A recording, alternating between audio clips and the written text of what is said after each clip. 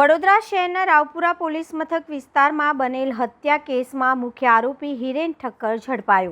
વડોદરા શહેરના રાવપુરા પોલીસ મથક વિસ્તારમાં બનેલા ચકચારી હત્યા કેસમાં પોલીસે મહત્વની સફળતા મેળવી છે। કેટરિંગ વ્યવસાય સાથે સંકળાયેલા બાબુ ચૌહાણ ઉર્ફે બાબુસિંહની ઘાતકી હત્યાના મામલે મુખ્ય ફરાર આરોપી હિરેન ઠક્કરની ધરપકડ કરવામાં આવી છે।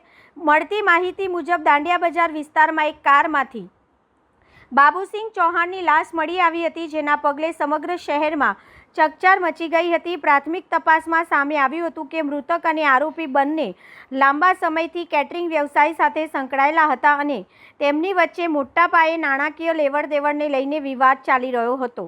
પોલીસ તપાસ અનુસાર ઘટનાની રાત્રે એક ખાનગી મહેફિલ દરમિયાન જૂના હિસાબોને લઈને બંને વચ્ચે ઉગ્ર બોલાચાલી થઈ હતી। ત્યારબાદ મામલો હિંસક બનતા બાબુસિંહ પર જીવલેણ હુમલો કરવામાં આવ્યો હોવાનું તપાસમાં સામે આવ્યું છે। ઘટના બાદ આરોપી ફરાર થઈ ગયો હતો।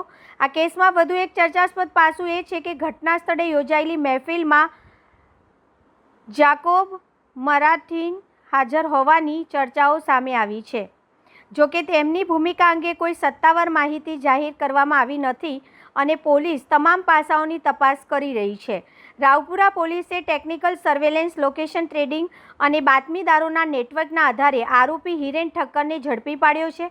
હવે પોલીસ આરોપીના રિમાન્ડ મેળવવાની કાર્યવાહી હાથ ધરી રહી છે, જેથી ઘટનાક્રમ મહેફિલમાં હાજર રહેલા અન્ય લોકો અને હત્યા પાછળ કોઈ અન્ય વ્યક્તિની સંડોવણી હતી કે નહીં તે અંગે વધુ વિગતો મેળવી શકાય।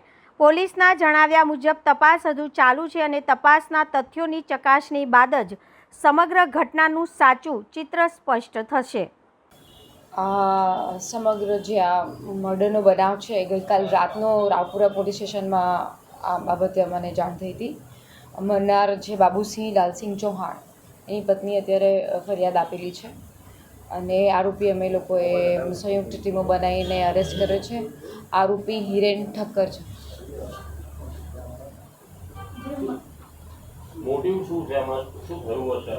આ બંને જણ પહેલાં એકબીજા સાથે પરિચયમાં હતા। હિરેન ઠક્કર અને બાબુસિંહ ચૌહાણ એકબીજા સાથે કેટરિંગના ધંધામાં એકબીજા સાથે કનેક્શન હતું।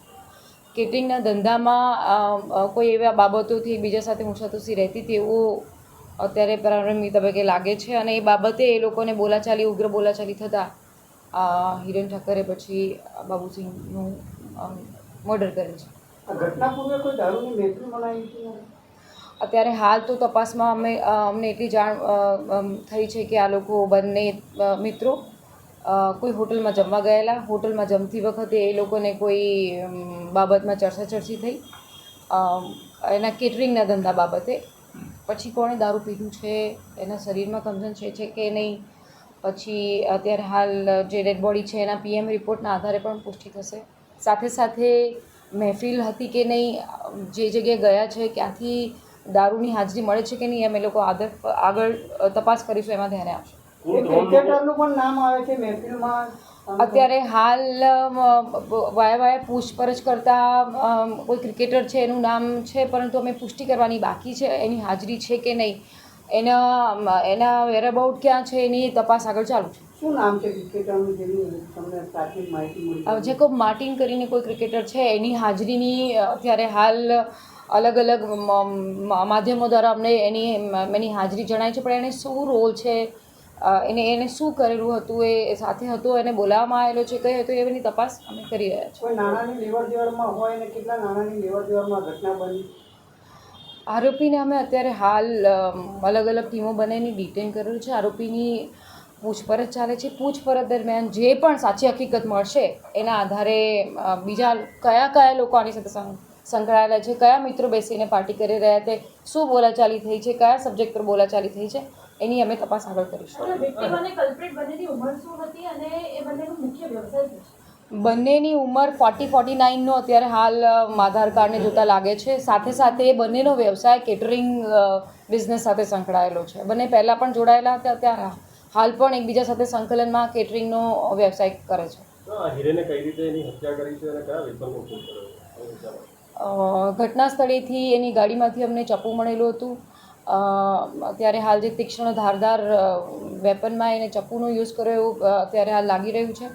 એના પછી જો સઘન તપાસ કરતાં બીજા અન્ય કોઈ FSL દ્વારા અન્ય કોઈ પણ પુરાવા મળશે તો અમે એની તપાસ કરીશું. કેટલા ઘા માર્યા હશે પ્રાથમિક તપાસમાં કે બહાર આ PMના આધારે મને લગભગ 3-4 ઘા જેટલા દેખાઈ રહ્યા છે. પછી તો ડિટેલ પોસ્ટમોર્ટમનો રિપોર્ટ આવે એના આધારે કહી શકાય. ચપ્પુ કેટરિંગમાં વપરાય છે એ પ્રકારનું હતું કે ખાસ કોઈ ખુંજર ટાઈપનું? ના એણે આને કેટરિંગમાં યુઝ કરતા હોય એવું ચપ્પુનો એને ઉપયોગ કર્યો હોય એવું અત્યારે હાલ ઇન્વેસ્ટિગેશન પ્રમાણે લાગી રહ્યું છે. આરોપી ક્યાંથી પકડાય છે?